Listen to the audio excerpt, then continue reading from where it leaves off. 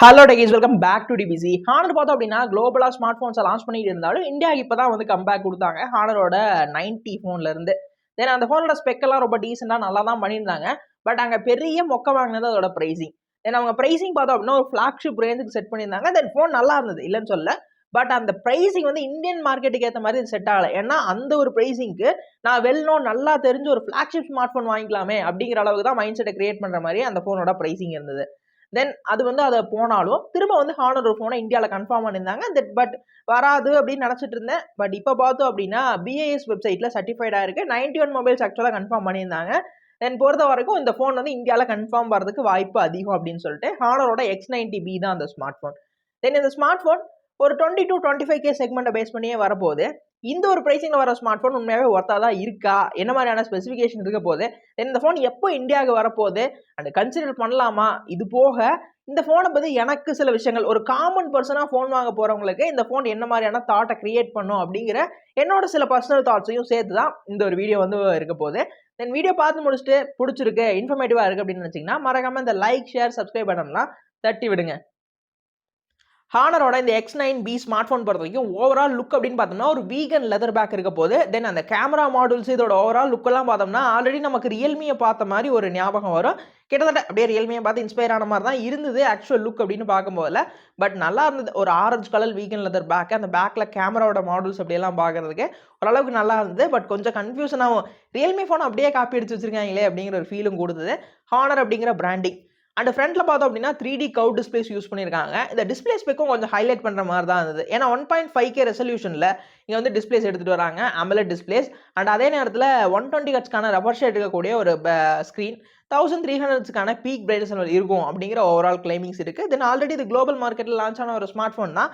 அதனால் அந்த ஸ்மார்ட் ஃபோனோட ஸ்பெக்ஸ் எல்லாம் ஓரளவுக்கு வெல் நோன் ஸ்பெக்காக தான் இருந்தது அப்படின்னு சொல்லலாம். தென் அதே மாதிரி இந்த ஃபோனில் இந்த பர்ஃபார்மன்ஸ் அப்படிங்கிற ஒரு பார்ட்டுக்கு வரும்போது ஆக்சுவல் எதிர்பார்த்தது தான். ஓரளவுக்கு மிட் லெவல் ப்ராசரிங் அது மாதிரி தான் இங்கே கொடுத்துருக்காங்க. ஸ்னாப் ட்ராகன் பக்கம் போயிருக்காங்க. ஸ்னாப் ட்ராகனோட 6 Gen ஃபர்ஸ்ட் ஜென்ரேஷன் இருக்க போகுது அப்படிங்கிறது தான் ஓவரால் கன்ஃபர்மேஷனாக இருந்தது. தென் பர்ஃபார்மன்ஸ் ஓரியன்டாக பார்க்கும்போது இது ஓரளவுக்கு நல்லா தான் இருக்கும். ஏன்னா வந்து நமக்கு கிட்டத்தட்ட இது 778 எல்லாம் தொடாது. பட் அதை விட கொஞ்சம் மிட் லெவலில் பார்க்கும்போது 695 ஈக்குவல் பண்ணக்கூடிய ஒரு பர்ஃபார்மன்ஸ் கொடுக்கும். தென் இந்த ஒரு ப்ராசர் வந்து இந்த ஸ்மார்ட் ஃபோனுக்கு கிட்டத்தட்ட ஓரளவுக்கு ஒரு ஆல்ரவுண்டராக வந்து அவங்க எடுத்துகிட்டு வர மாதிரி ஒரு ஃபீல் இருக்குது. தென் பர்ஃபார்மன்ஸ் ஓரியன்டாக பார்க்கும்போது ரொம்ப மிட் லெவலில் நல்லா இருக்கும்னு சொல்லலாம். பட் ரொம்ப எக்ஸ்ட்ரீமான கேமிங் எக்ஸ்பீரியன்ஸ்க்கு சூட்டபிள் ஆகாத ஒரு ப்ராசர். அதே நேரத்தில் ஃபோனோட கேமரா செக்மெண்ட்ஸ்னு வரும்போதில் பட் இப்போ எல்லா பிராண்டும் செய்கிற அதே ஒரு விஷயம் தான். பிரைமரியாக ஒரு 108 மெகாபிக்சலுக்கான சென்சார் கொடுத்துருந்தாங்க. செகண்டாக ஒரு 5 மெகாபிக்சலுக்கான அல்ட்ரா வைடும், 2 மெகாபிக்சலுக்கான மேக்ரோங்கிற ஒரு செட்டப் கொடுத்துருந்தாங்க.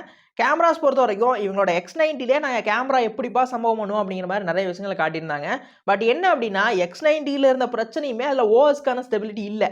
30,000 35,000க்கு மேலே இந்த ஸ்மார்ட் ஃபோனை லான்ச் பண்ணாங்க. தென் இப்போ கூட லைவ்ல அது 32,000 ரூபாய்க்கு இருக்குது பேஸ் வேரியன்ட். அதுலேயே வந்து பார்த்தோம் அப்படின்னா ஓஎஸ்க்கான ஸ்டெபிலிட்டி இல்லை, இஐஎஸ்க்கான ஸ்டெபிலிட்டி மட்டும்தான் கேமராவில் கொடுத்துருந்தாங்க.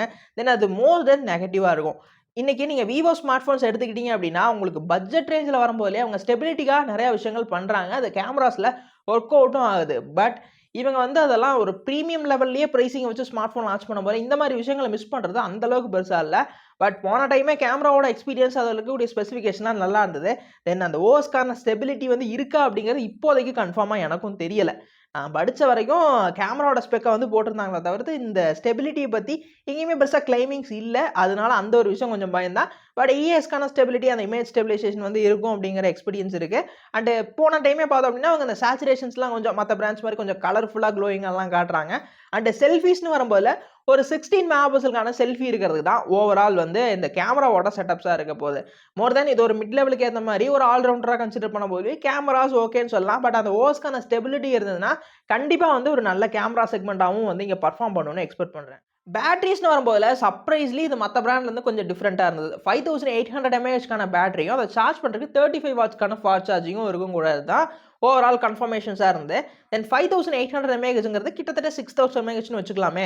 இந்த லெவலுக்கான பேட்டரி பேக்கப் இருக்குது அப்படிங்கிறது ஒரு நல்ல விஷயம். ஏன்னா இப்போ இருக்கக்கூடிய டைமுக்கு இந்த பேட்டரி பேக்கப்ங்கிறது ரொம்ப இம்பார்ட்டண்ட்டாக தான் தேவைப்படுது. Out of the box Android 13ல ஸ்மார்ட் ஃபோன் எடுத்துகிட்டு வராங்க. அதே நேரத்தில் இவங்களோட மேஜிக் ஓஎஸ் தான் யூஸ் பண்ணுறாங்க. அது ஒரு மாதிரி டீசெண்டான ஸ்கின், ஒரு ப்ரீமியமான ஸ்கின்னும் இருக்குது. மேஜிக் ஓஎஸ் 7.2ல வந்து ரன் ஆகுது. தென் அதுவுமே ஓரளவுக்கு ஸ்கின் ஓரியன்டாக நல்லா தான் இருக்குது. பெருசாக இப்போதைக்கு எதுவும் இல்லை. ஆனால் ப்ரீ இன்ஸ்டால் ஆப்ஸும் சிலது இருக்கிற மாதிரி தான் நான் ஆல்ரெடி கேள்விப்பட்டேன். இந்த X9b பற்றி அவங்க அட்வர்டைஸ்மெண்ட் பண்ணும்போது அப்படின்னா இது அன்பிரேக்கபிளான ஒரு ஃபோன், 360 டிகிரி ப்ரொடக்ஷன் இருக்குது அப்படின்னு சொல்லி தான் கிளைமிங்ஸ் இருந்தது. தென் அதோட அட்வர்டைஸ்மெண்ட்டே ஒரு புது மாதிரி வந்து பண்ணியிருந்தாங்க. தென் ஃபோனை பார்த்தீங்க அப்படின்னா நடு ரோட்டில் போட்டு வண்டியை வச்சு தாறுமாறாக ஏற்றுற மாதிரியும் அண்ட் கீழே போட்டு தண்ணிக்குள்ளே போட்டு எடுக்கிற மாதிரிலாம் பயங்கரமாக அட்வர்டைஸ்மெண்ட் அவங்களோட கிளைமிங்ஸ் இருந்தது. கொஞ்சம் இது புதுசாக இருந்தது. ஃபோனோட அந்த 360 டிகிரி ப்ரொடக்ஷன் அப்படிங்கிறது கொஞ்சம் நல்லா இருந்தது. தென் பார்த்தோம் அப்படின்னா போல் டைம் வால்நட் சேலஞ்ச் வந்து கொடுத்துருந்தாங்க. தென் இந்த டைம் இந்த மாதிரியான அட்வர்டைஸ்மெண்ட்ஸும் பார்க்க முடிஞ்சுது. இதுவே யூனிக்காக பரவாயில்லையே இதெல்லாம் பண்ணுறாங்களே அப்படிங்கிற மாதிரியும் ஒரு நல்ல பாசிட்டிவ் திங்கை கொடுத்துச்சு. ஸ்பெசிஃபிகேஷன்ஸ்லாம் அதான். தென் இதோட ப்ரைஸிங் செட்டப் அப்படின்னு பார்த்தோம்னா இதில் வந்து ரெண்டு வேரியன்ஸ் இருக்க போது 8/256GB அண்ட் 12/256GBன்னு. அண்ட் ஸ்டோரேஜ் வந்து ஓகேப்பா 128லாம் வந்து நிறைய பிராண்ட் இன்னும் அதை பண்ணுறாங்க. அதெல்லாம் போகாமல் 256GBன்னு சொன்னது ஒரு நல்ல அட்டம்ப்டாக தெரிஞ்சுது. அதோட ப்ரைஸிங் பார்த்தோம்னா பேஸ்டு ப்ரைஸே ஒரு 23 to 25 வந்து செட் பண்ணுறதுக்கு பாசிபிலிட்டிஸ் ஜாஸ்தி அப்படிங்கிற மாதிரி தான் மோர் தென் இருந்தது இதோட ப்ரைஸிங் செட்டப் அப்படின்னு பார்க்கும்போதில். ஆக்சுவலாக பார்த்தோம் அப்படின்னா நீங்கள் இதே வந்து இது ஒரு விவோ பண்ணுறாங்க அப்படின்னா ஓகே. பட் ஹானருங்கிறது நமக்கு திரும்ப ஆல்ரெடி ஓடினாங்க, இப்போ திரும்ப வந்து ஒரு கம்பேக் கொடுத்து வரும்போதில் இந்த ஒரு ப்ரைஸிங்க்கு எனக்கு நல்லா வெல் நோன் தெரிஞ்ச ஒரு பிராண்டு பக்கம் போகலாம் அப்படிங்கிற மைண்ட் செட் தான் நிறைய பேர்த்துக்கு வரும். அதுதான் வந்து இங்கே ஒரு பெரிய சொதப்பலான ஒரு இம்ப்ளிமெண்ட்டாக இருந்தது. தென் ஸ்பெசிஃபிகேஷன்லாம் நிறைய தராங்க. பட் இவங்க ஒரு மிட் லெவலில் இருந்து ஒரு 2-3 வருஷத்துக்கு ஸ்மார்ட் ஃபோன் லான்ச் பண்ணி கொஞ்சம் வந்து அந்த ட்ரஸ்ட்டை வந்து கெயின் பண்ணதுக்கப்புறம் இந்த மாதிரி ஸ்மார்ட் ஃபோன்ஸ் இந்தியா பக்கம் கொண்டு வந்தாங்கன்னா கொஞ்சம் நல்லா இருக்கும். ஏன் வந்து நான் சொல்கிறேன்னா, இப்போ ஒரு காமனராக நான் போய் ஒரு ஸ்மார்ட் ஃபோன் வாங்குறேன், ஒரு 25,000 ஸ்பெண்ட் பண்ணி வாங்குறேன்னா நான் ஒரு 2 to 3 வருஷம் யூஸ் பண்ணுவேன். அப்படிங்கும்போதில் ஒரு ஃபோனை பார்த்து பயந்துக்கிட்டே என்னால் இருக்க முடியாது. அப்போ நான் என்ன பண்ணுவேன்னா, எனக்கு ஸ்பெக்கெல்லாம் ஓரளவுக்கு ரொம்ப ஆவரேஜாக இருந்தாலும் ஒரு வெல் நோன் பிராண்டு பக்கம் போவேன். ஓப்போவோ, விவோவோ, ஒன் ப்ளஸோ இந்த பக்கம் போவேன். ஒன் ப்ளஸ் வேணாமோ, ஓப்போ, விவோ அந்த மாதிரி போவேன். அப்படி வந்து கன்சிடர் பண்ணும்போதில் தென் இந்த ஃபோனோட இது ஒரு புது பிராண்ட். ஆல்ரெடி வந்து டக்குன்னு சர்வீஸ் இவங்களுக்கு கட் ஆனனே வந்து அப்படியே வந்து இவங்களோட கஸ்டமர்ஸை விட்டுட்டு ஓடினாங்க. அந்த வகையெல்லாம் பார்க்கும்போதில் இது மேலே ஒரு சின்ன பயமும் இருக்க தான் செஞ்சுது. ஆனால் ஸ்பெக் ஓரியன்டடாக பார்த்தோம்னா நீங்கள் இதே வேறு பிராண்ட் இதை பண்ணியிருந்தாங்கன்னா ஓகேன்னு தான் சொல்லுவோம். அந்த மாதிரியான ஒரு ஸ்மார்ட் ஃபோன் தான் அது. ஒரு ஆல்ரவுண்டராக கன்சிடர் பண்ணலாமா தவிர்த்து ஆனால் இந்த ப்ரைஸிங்க்கு மார்க்கெட்டில் நிறைய ஆப்ஷன்ஸ் இருக்குது. ஏன்னா இதை விட இன்னும் அட்வான்ஸ்டு லெவலான பர்ஃபார்மன்ஸு இன்னும் நல்ல எக்ஸ்பீரியன்ஸ் இருக்கக்கூடிய ஸ்மார்ட் ஃபோன்ஸ் இன்றைக்குமே வேல்யூபிளாக வந்து இருக்குது அப்படின்னு தான் சொல்லணும் இந்த ப்ரைஸிங்கை ஸ்பெண்ட் பண்ணும்போதில். அதனால வந்து கொஞ்சம் கன்சிடர் பண்ணுறதுக்கு இதாக இருந்தது அப்படின்னு தான் சொல்லணும். ஓவரால் ஸ்பெசிஃபிகேஷன்லாம் வச்சு பார்த்த வரைக்கும் ரொம்ப டீசெண்டான ஒரு ஸ்மார்ட் ஃபோன் தான். சர்வீசஸ் அண்ட் இன்னும் இம்ப்ளிமெண்டேஷன் இந்தியாவில் வந்து இவங்க கண்டிப்பாக திரும்ப ஓட மாட்டாங்க அப்படின்னு ஒரு நம்பிக்கை வர வரைக்கும் இந்த ஸ்மார்ட் ஃபோன் மேலே ஒரு சின்ன பயம் இருந்துக்கிட்டே தான் இருக்குது என்னை பொறுத்த வரைக்கும்.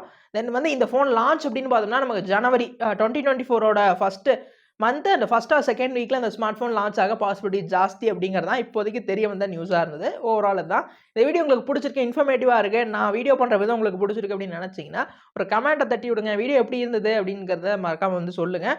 வீடியோ பிடிச்சதுன்னா லைக் கொடுங்க. திரும்ப திரும்ப இந்த மாதிரி வீடியோஸ்லாம் பார்க்கணும்னு நினச்சிங்கன்னா சப்ஸ்கிரைப் பண்ணி வச்சுக்கோங்க.